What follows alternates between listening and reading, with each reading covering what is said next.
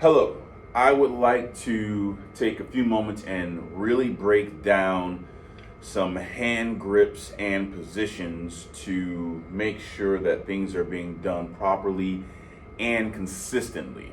Okay, so first we are going to talk about our left hand traditional grip. Okay, so we're going to go through a few steps and just follow right along with me to ensure that you are doing things properly and correct. This technique is a general technique, okay? It can be modified depending on where you're playing or why you're playing, but this is baseline general technique, okay? Here we go. So let's take our stick and keep it in our right hand, and then we're gonna hold up our left hand, okay? We're gonna take the butt of the stick and we're gonna place it here, okay? You probably got about 3 inches back there, okay, and the stick. And then we're gonna turn it over, okay? Now, once we turn it over, we wanna make sure that the angle of the stick is correct. We don't want the stick to be coming straight across our body. The stick angle should be at about a 45-degree angle and sitting in the pocket of the hand, this like the web there in the thumb, okay? And we wanna make sure that that is set first so that we can create the proper angle for playing position. Next, what we're gonna do is we are gonna connect this joint of the first finger, the pointer finger, and the joint of the thumb. We're gonna connect those, okay? Now, we don't want it to overlap the finger, but they will connect and then the other finger will point up. I will come back to that shortly, okay?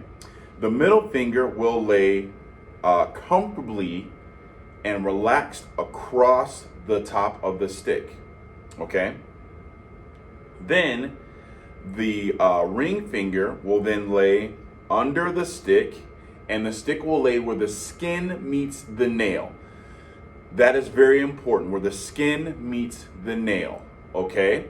Not in the middle of the finger, that's too much, has too much play, but right there where the skin meets the nail, okay? After that, then the pinky finger will lay just right under your ring finger comfortably, okay? It doesn't need to be tucked in, but it should feel that it is not in the way and that it is relaxed and tucked under the hand, okay? So if I take my stick out of my hand, and I want you to notice that that was very, very relaxed and not a lot of pressure, this is what my hand would look like, okay? It's not tense. It's not elongated. We tend to see this a lot. It's not that at all, okay? It's very, very much curved and relaxed, okay? Here's the next part. So once we have that, now let's talk about the arm and the angle of the stick so that we can create a good wrist turn. So here's a little fun thing to do to make sure that you are doing that properly. So let's say you have a little small friend, okay? I'm gonna name my friend Tim, okay? So I'm gonna take Tim and I'm gonna put him up here on my shoulder. Now, Tim is a skier, okay? He skis, he's got skis, he's on the slopes, he's going out for a great weekend, okay? So I'm gonna take Tim up here. Now, Tim's goal is to get down my shoulder and to hit the jump and sail off beautifully, okay? So we're gonna put him on the shoulder and Tim's gonna put in the skates and he's gonna go down the hill. He's going down my arm, which is relaxed, not super tucked in, but relaxed, okay, relaxed. Comes down, this arm is fairly straight right here on my forearm there, and then comes down, skiing, hits my thumb, and boom, he's sailing, glorious. Okay, sailing gloriously, okay? Now, we want to keep Tim safe, okay? So in order to keep Tim safe, we have to make sure that the angle of our hand is correct, all right? If we flatten out our hand like this, okay? So from this position to this position, we are not creating a safe launch for your friend. So that means Tim comes down my shoulder, down my arm, and boom, he's gonna crash. He's gonna crash, okay? We don't want that. So what do we gotta do? We have to rotate our hand so that the thumb is up top, and then that will also allow us to rotate our wrist. Okay, so here's another one. What if we drop the thumb inside the finger like that? Okay, so my friend comes down, Tim comes down, boom, boom, boom, he crashes into the finger. There's no connection. There's no proper connection to sail him off. Okay, so we have to think about all those things. Even if when we're talking about the angle, the 45-degree angle, we don't want that to be in like that either. So we want to make sure that we keep that angle smooth. So that sails, and we have that thumb kind of up, curved, and arced. And then when we start to play, we will have that rotation, okay? So let's talk about that rotation. So I'm going to take my stick out, and I'm going to lay my hand on my pad, on my playing surface, okay? And let's just talk about this, that rotation, that kind of flip-flop rotation.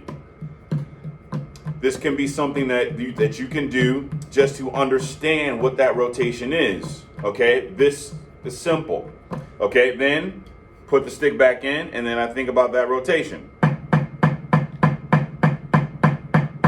Okay, that exact same rotation.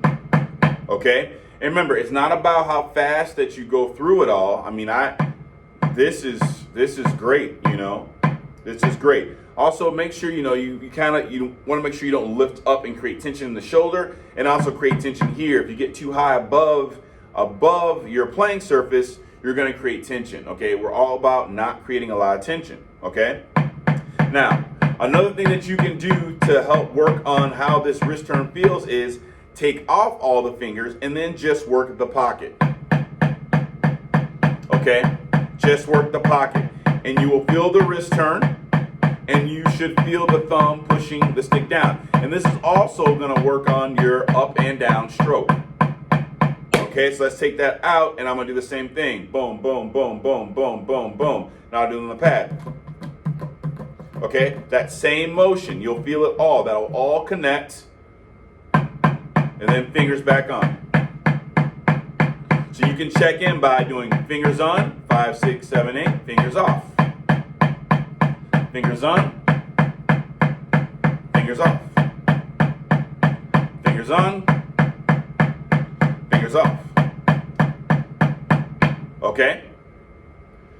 That will be a great start into getting into your traditional grip, okay? And also remember, always go for the fat part of the bead. If anytime you start to come up like this, your sound's gonna get thin, okay? Kind of the same stroke, but we want the biggest, fattest sound, okay? So we can move that air through our playing surface.